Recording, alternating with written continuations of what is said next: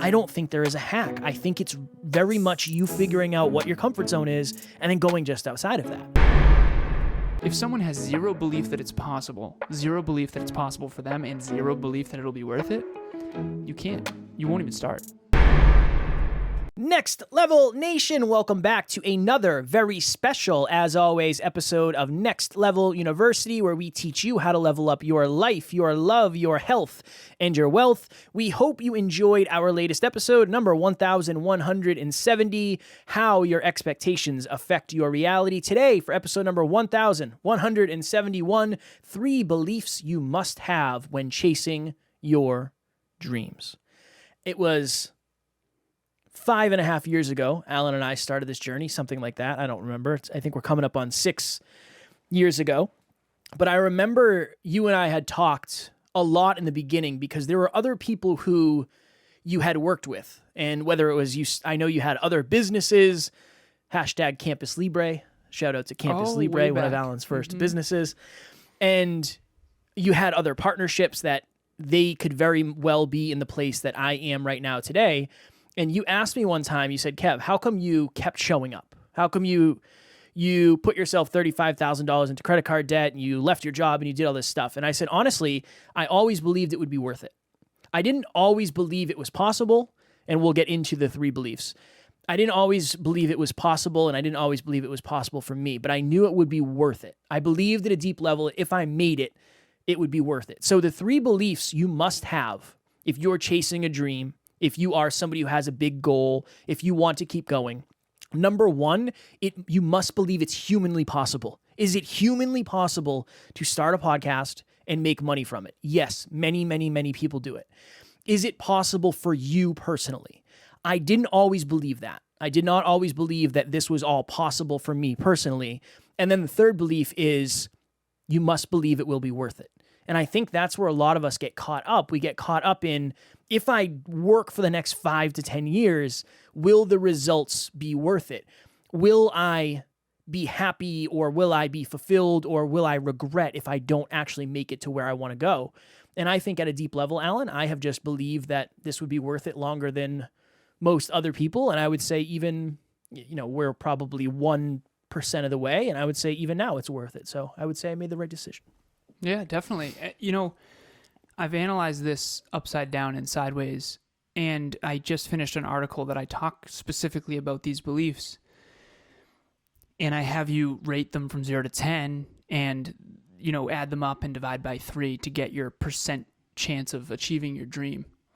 And I'm going to read a little excerpt in a little bit about that. But one thing that I think I've come to understand, Kev, is there's been a lot of people in my corner throughout my life, and I now understand that I've always been very aspirational. I've always talked about goals and dreams. It's always been a through line for me.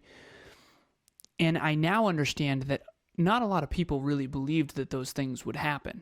I don't think. And I never really knew how. I think they might have believed they're possible, or maybe possible for me, but unlikely. And now I understand that the large majority of people who maybe nodded their head or went along with me because they didn't want to take wind out of my sails, or maybe they just didn't want to break rapport, a lot of them really didn't believe that I would be able to do a lot of the things that I've said that I would do. And one of the people in my life, one of the only people, quite frankly, I'll just share this. So my car accident at 26, for those of you who are new listeners, I had a lot of relationships before 26. I had a lot of friends. I had a lot of colleagues. I had a lot of friends. I had a lot of acquaintances. I had a lot of best friends. I had a lot of family, an extended family, etc. And I often talk about how there's really only 2 human beings who I still have consistently in my life from prior to 26 years old. And that's Kev and my mom, my mother. And I'm always trying to figure out, what made the difference? What is the difference? How did that work? I didn't expect that. When I was in my early 20s, the last person I expected to be in my life in my early 30s is Kevin Palmieri, right? Same. And a lot of the things that have come true, Kev, and we talked with Evan Carmichael a little bit about this during our trip, is a lot in my early 20s, a lot of my dreams, a lot of the business consulting, all that kind of stuff, a lot of that came true. But there's a lot of stuff that came true that I didn't think would come true. I didn't know that you would be in my life. I didn't know that I would meet my beautiful girlfriend, Emilia. I didn't know that. At one point, I struggled to believe someone like her even existed, quite frankly. But my point is that I've been trying to figure out what made the difference. Like, why Kevin, right? How did that happen? Of all the people that could have been in my life long term, why was it you who ended up there? And one of the things is this belief of it'll be worth it. And I think that, and this is my take, so I want yours, of course, because we're talking about you here. I think you believed it was possible, and I think you believed it was possible for me. I don't, and you did believe it would be worth it, but I don't think you believed it was possible for you.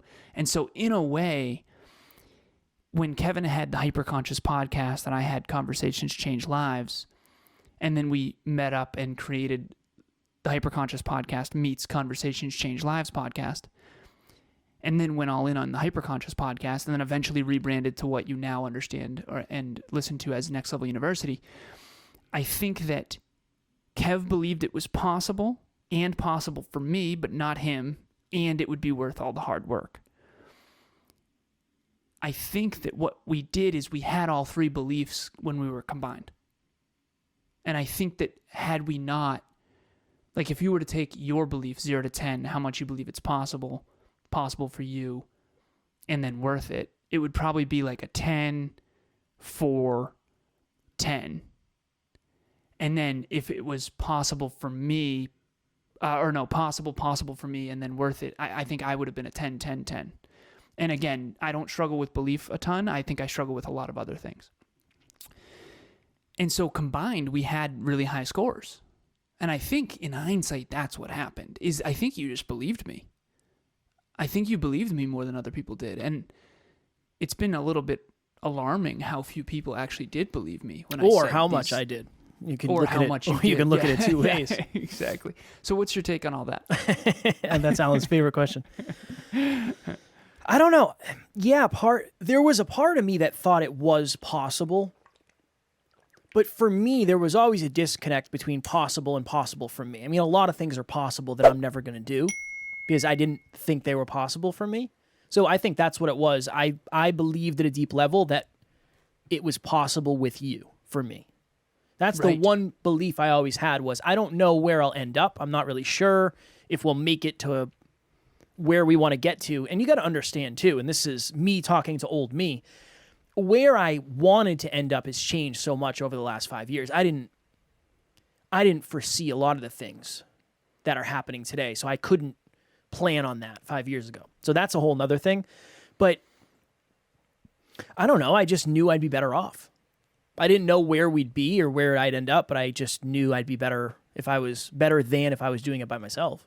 Well, then how did you know it'll be worth it? Because you didn't know how hard it would be. I didn't either in some ways. My mindset has changed a lot, and I still try to be very honest about this. I am a money-driven human being. I do well with money. I like money. Money is motivating. It's inspiring to me. I don't want to say a better person. I'm not a higher quality person when I have money, but I'm more abundant and I can treat people more abundantly. I like giving people nice things. That's just the way I am. So I don't know. I think in my mind, I made $100,000 in my mid-20s and said, wow, okay, that was really cool to be financially free. But imagine if I could actually do that while doing something I enjoyed. And I think that's really where it stopped for me. How many years was it before I said, one of my goals is to be a millionaire? Like to be able to, like a $7 million net worth. That would be awesome. Like, imagine that. That would be awesome. And then that kept going and going.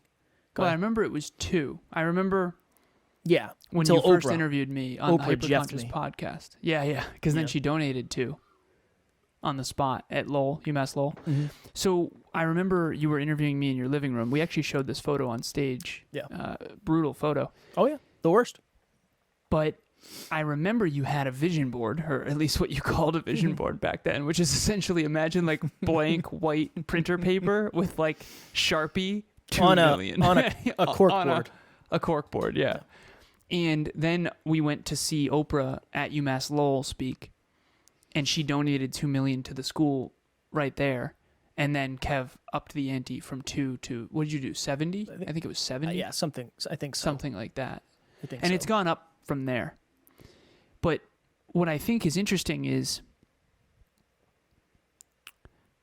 how you borrowed belief in the beginning and then built belief while borrowing it. And now you, I think, believe it at a greater level than most people who used to have belief in comparison.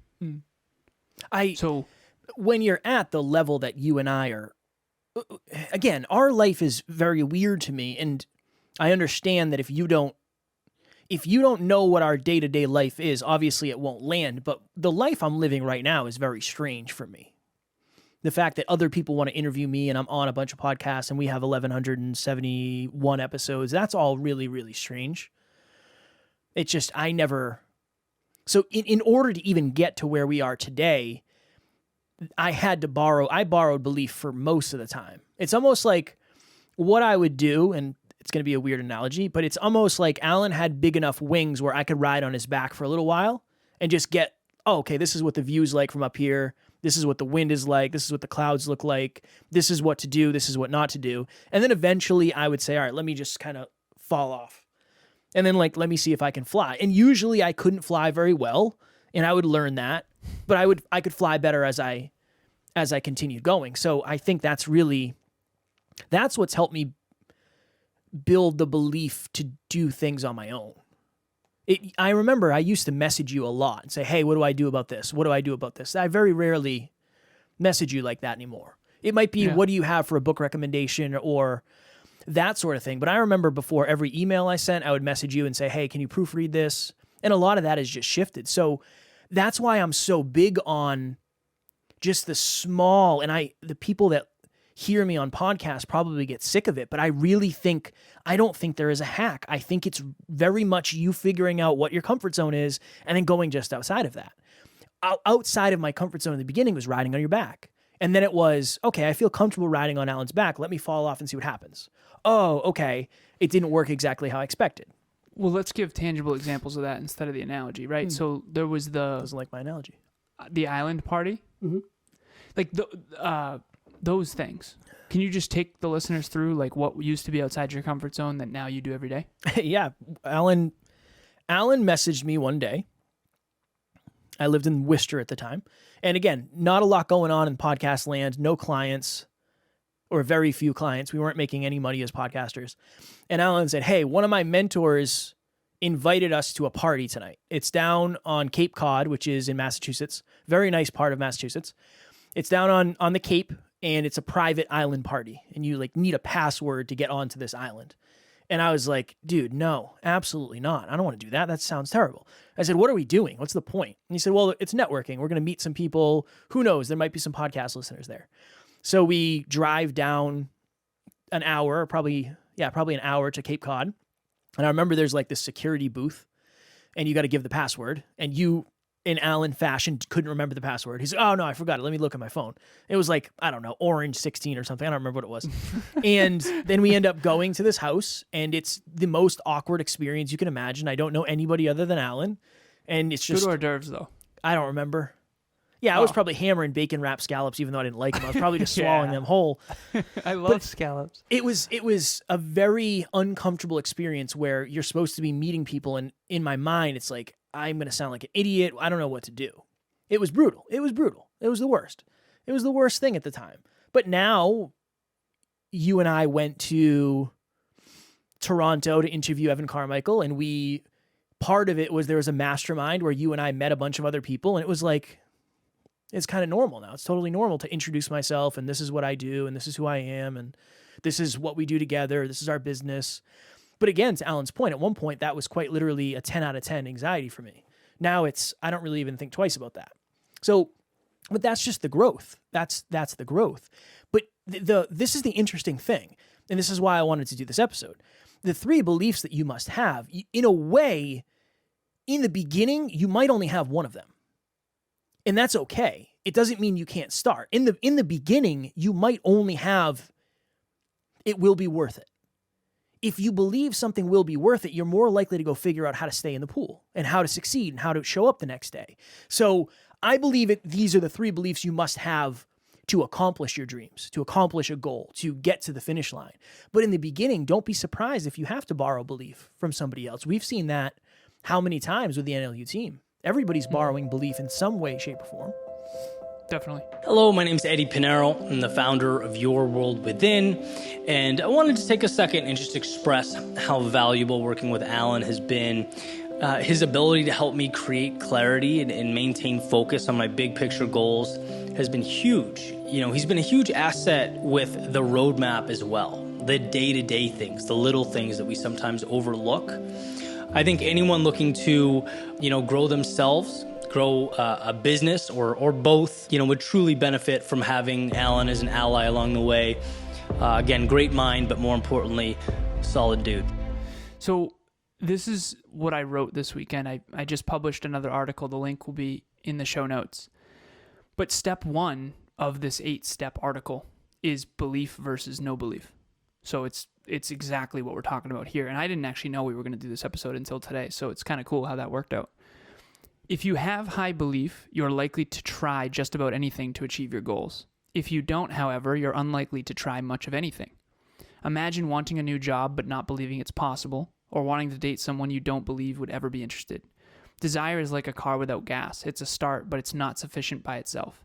Desire only translates into tangible action if there's enough belief in the tank first. 3 beliefs are required before any action is taken. And again, not necessarily at 10 out of 10, but again, no matter what you're trying to accomplish, you must first believe that it's possible for you, and that it'll be worth it. Imagine you want to start a podcast but have a deep fear of judgment. You believe it's possible but not necessarily worth it. You've never felt good enough, and even if you did, you're not sure it's worth risking judgment. Given these factors, what are the chances you'll actually start the podcast? Now imagine someone with high belief. They're scared but genuinely believe it'll be worth it. Since there is belief, and their belief is high, they cannot live with the idea of not at least trying. They'd rather try and fail than live with what if. They're petrified of failure and criticism too, but they are convinced that they can succeed if they stay focused. When broken down like that, it's easy to see why so many people don't achieve their dreams. Why would someone pay a painful price today for a promise that's so uncertain? This is why so many people give up before they even start. It's an inner game. All great things start with believing in something no one else can see yet, and that's where you need to begin. For step 1, think about what you want to accomplish and ask yourself the following 3 questions. And if you're listening, you should do this. From 0 to 10, how much do I believe this is possible? Again, think of that thing you want to achieve, whatever it is. Speech, podcast, book, new job, new place to live, whatever. Relationship. From 0 to 10, how much do I believe this is possible? From 0 to 10, how much do I believe this is possible for me? From 0 to 10, how much do I believe this will be worth it? Once complete, you add up the 3 ratings, divide by 3, and then you multiply that by 10, which gives you a percentage. For example, if you gave yourself a 9, 8, and 10, you have a 90% chance of achieving your goal. And I broke down the math. 9 plus 8 plus 10 equals 27. 27 divided by 3 is 9. 9 times 10 is 90%. So what's your percentage? Please calculate it now before moving to the next section. So the chances of you achieving your goal with 0, 0, 0 is 0%. If someone has 0 belief that it's possible, 0 belief that it's possible for them, and 0 belief that it'll be worth it, you won't even start. If it's 10, 10, and 10, unless you're completely delusional, there's a 100% chance you'll eventually achieve it. And not talked about enough is belief. I think that it's difficult, and I'll use Emilia as an example instead of myself, because I've never met a person who has more belief than her. It's almost like when I'm talking to her, what's a good example of this? I wish I had something tangible. Okay, so our kitten, her name's Tariel, she can't wait each night to go into her crate for sleeping. Most cats are not crate trained. So Tucker has his crate in my office. Tariel has her crate in Emilia's office. And at night we call them the beasts. We're just joking, but we take the beasts up to go to bed. And it's awesome because we're not waking up all throughout the night. I know you have cats, so you know the deal. Oh yeah. And don't get me wrong, sometimes we've fallen asleep and then it ended up, jeffing our sleep. But most people don't believe cats will ever get to a place where they want to go and be crate trained. We have a crate trained kitten. And also, here's another thing. Tariel loves the water. Most cats hate water. Tariel will jump in the shower with you. It's like weird. But that's because Emilia has it's almost like she doesn't allow any of the past to completely shut off the possibilities for the future. She analyzes the past and then somehow finds out things that she believes are possible beyond what anyone has done before. And I've seen her do this many times, and I know I do this to a great extent as well. Which is why, again, to circle back to the original point, it turns out that, and I didn't know this until recently, genuinely, so I will just want to be transparent. I didn't realize way back at the beginning of this journey how few people actually thought we'd get here. It's not till after you start achieving your dreams. And so, for example, Evan Carmichael has the most successful YouTube channel in our entire industry. The whole self-improvement industry, to my awareness, I think he has the most successful YouTube channel. 3.64 million subscribers. And that's just one of his channels. Apparently he has several others. But anyways, when we're interviewed and we're on that channel, and we did 3 different interviews, 2 hours, lights, camera, action, go. It was supposed to be 4. We ended up doing 3. And I was asked about it at Thanksgiving, and people's reaction makes me realize, oh, okay, so you really didn't think that those things were going to happen. Because they're so surprised. Whereas when I tell Emilia, she's like, oh, that's cool. Like, of course. In her mind, it's like, yeah, obviously. Like, that makes perfect sense. So you can tell that she really did believe that we'd eventually be at the top of the self-improvement industry. Whereas other people really just didn't believe that, apparently. Which, for me, is alarming because it's like, well, how many people really had no clue what I was talking about, and how little was I actually influencing them versus what I thought I was influencing them. They might have just been nodding their head and thinking maybe it's possible, but unlikely. And so I didn't understand how few people really did believe. And luckily you did, Kev, because if you didn't, and that's the point of this episode, if you didn't, we never would have gotten here. Yeah. The other interesting thing is that, like I said, and I tried to make this land earlier, but I don't think I did, my belief in where we were going then is drastically different than my belief in where we're going now, because I didn't understand where we were going back then. So I didn't see an app, and I didn't really see live events, and I didn't see getting flown out to a speech. That was not in my landscape of vision. So for me, it was make money with a podcast. Like, all right, that's feasible. It's not like impossible. There's people that do that. That really was the beginning for me. And the reason I even bring up the money part is because that's what the measure of success for most people is. As a podcast coach, that's what I get asked about most often. How do I make this my full-time job? That's the question I get asked 9 out of 10 times, which I love because that's one of my favorite things to talk about. But if you think of this, anytime you're hesitant to do something, it's probably one of these 3 things. You do not believe it's humanly possible, which probably doesn't happen super often unless you're a visionary. I can't imagine that most people have that experience. I don't know. I can speak for myself. I've never had I don't know if that's humanly possible, because my belief doesn't allow me to throw something out there that I don't believe is humanly possible. The second one is I don't believe it's possible for me. So I can't go up to this person and get a date. I don't think that's possible for me. Third one, and I think this is probably one of the most common ones, or maybe the most common one, it won't be worth it. I believe that's where a lot of people are. If I sacrifice, if I reallocate, if I go all in on my goals and I am not doing what other people are doing, in 5 years, will it be worth it? Will it be worth not going on vacation now so I can save up for a home, so I can save up for an investment property, then I can be financially free later? If I don't buy a new car now, will it be worth it for me to save the money and invest it in my business, whatever it may be? I think that's where a lot of people get stuck, Alan, because it's very hard to anticipate the future. How do you know if it's worth it? You have no idea whether it's going to work out or not. I know you can influence the outcome, obviously, but I think that's why a lot of people struggle. You're referring to other people when you said you have no idea whether or not it's going to work out? Yeah. I know you have a very clear understanding. You can't be certain, and I know we got to jump here. Dollar in the jar. You can't be 100% certain, but you can calculate the probability, and I'll be very brief about this, but we all kind of understand that, like, if you consistently walk across the street without looking both ways, you're most likely going to get hit by a car, like, eventually, right? If you consistently put in a lot of effort towards creating a valuable podcast that helps people, like, you're eventually going to be successful. That's just the way it works. And so there's no way you can guarantee anything, but you can really put yourself on the high end of probability. I remember Kevin asked me once, like, how do you know? How are you so certain that we'll be successful? I said, because it's impossible to create something that valuable that helps that many people where it not is going to eventually catch on. Like, it has to eventually catch on because, I mean, seriously, I go and I listen to other podcasts. It's very hard for me. Ours is better. And I'm not trying to be arrogant. We've just worked harder on it. You know, the iPhone, it's not hard to sell an iPhone. It's the best phone, right? So that's the way I think of it. It's just when you help that many people for that long, it just has to catch on. And so I just knew we were willing to grind longer than everyone else. And so, of course, we're going to succeed, you know?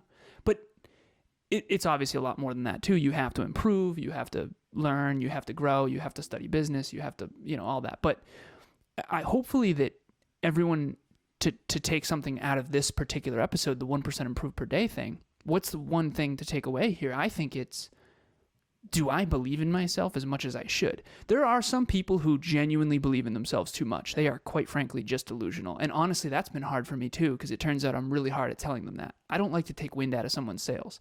But if someone's heading in the wrong direction and they come to you for help and you motivate them, they're just going to go faster in the wrong direction. So instead, what I try to do is help them become more self-aware, particularly if they have a huge ego. Not my favorite thing in the world. But if you're not on that end, which you're most likely not, because otherwise you would not be listening to a podcast about self-improvement, and you certainly wouldn't be listening to Kevin and I, you know, I think that, do you believe in yourself enough to actually take that next step? I think that's what it is. Because if you don't have enough belief to take that next, to knock over that next domino, you're never going to get to the place that Kevin and I have where it's like, holy crap, this is really happening, you know? I think we're behind where I thought we'd be by a significant margin. That means I was overly optimistic. Totally understandable. Kev, we're ahead of where he Way thought ahead. which is cool, right? But that also means you were inaccurate and Of course. too pessimistic. So I think most people tend to be on your end. So I think, you know, just make sure you up your belief enough to at least take that next action. You never know what could happen. At least if you don't know what's going to happen, at least you know you don't know, and it could be. You might be pleasantly surprised, honestly. Well said. Now, is everyone going to change the world, you know, and have $1 billion business? No. But could you start a podcast and eventually monetize it to where it could be your full-time job? Yeah, for sure. You know? We met an individual named Alex. Alex is the owner of, or the co-owner of Toronto Dance Salsa, which is where Evan Carmichael does a bunch of the interviews. And during the mastermind that we were a part of, he said something that was very interesting. And I don't remember the exact numbers, but it's a really good thing to bring up in this episode. He said, okay, I want you to imagine that you have 4 levels of belief. And Alan, I'm going to butcher it, but let's just run with these numbers for now. You have a 3% belief, a 33% belief, a 66% belief, and a 99% belief. I have a 99% belief that we're going to get to 1 million downloads within the next year and a half. Mathematically, it's going to happen. I'm not worried about it. It could happen sooner, but I'm not 99% sure it'll happen sooner. But that will happen. I would bet a large amount of money on that. If we were to do, what's a 66% belief? What is something I believe in 66%? It's not a lock. I'm a little bit uncertain, but it's enough where I will take action on it. I would say 66% belief. I would say that we're going to be the most successful podcast in the self-improvement industry ever of all time. I'm 66% certain on that. Not 100, I'm not 99. I have a ways to go. 33% would be something like, man, I'm going to be paid $100,000 for a speech. That's probably a 33% belief. And my 3% belief is that through this podcast, because of this podcast, we will ultimately, we'll have to figure it out whether it's me or us as a business, I don't know, donate a collective $100 million. That is a large amount of money. That is a large amount of money. That's my 3%, where it's like, I don't know. That's a lot of money. How is that going to happen? But it's still something I'm putting out there, and I'm trying to figure out how to make it work, and obviously talking to Alan about that. So if you were to sit down and say, okay, what's something I only believe in 3%? 3% out of 100. It's something that seems so far off, but you know what? I'm going to be brave and write it down or think about it. What's your 33? What's your 66? What's your 99? I think that would help you understand, do you actually believe it is possible for you? And if not, at least you're aware of it. And imagine something that's 99.9%. I'm 99.9% sure that I can say the word Kevin right now. Okay, I did. Kevin. Belief is everything. Imagine if I didn't believe I could say that word. I'm not even going to try. Yeah. So this framework was very powerful. One of the best things we learned in that trip, because what we've come to understand is that there's a tipping point, right? From 33%, you might not take action, but maybe at 66, you start taking some actions. At 99, of course you're going to take action. You know it's going to work. And I used to say this to my clients. I used to say, I'm not more consistent because I have more self-discipline, although I think that's true too. I'm more consistent because I'm more certain that it will be worth it. I'm more mathematically certain. It's a mathematical certainty. I say that often. It's a mathematical certainty, right? Mm-hmm. So whether or not the sun comes up tomorrow is a mathematical certainty. So imagine if you believed in yourself so much, how disciplined could you be if you were certain something was going to work? And then when it doesn't, you go back to the drawing board and figure out what you were missing, and you rinse and repeat. So very, very, very valuable episode. Probably one of the most valuable, because when you're talking about belief, when it comes to success, belief is number one. Who you associate with is number two. I would agree. Next Level Nation, I am 99% sure that you want a better community. You see what I did there? If you want, you can join our private Facebook group, Next Level Nation. There are a bunch of high-quality individuals who are character-driven. They want to help. They're looking for more like-minded people. If you are, that is the place for you. Link will be in the show notes. We welcome all newcomers. As I already mentioned, I'm 99% sure. No, I'm joking. I already mentioned the article. It took me 3.5, maybe 4 months to write this. Really powerful. It starts with belief. You already heard an excerpt from it. The link is in the show notes. It's called Micro Failure for Macro Success.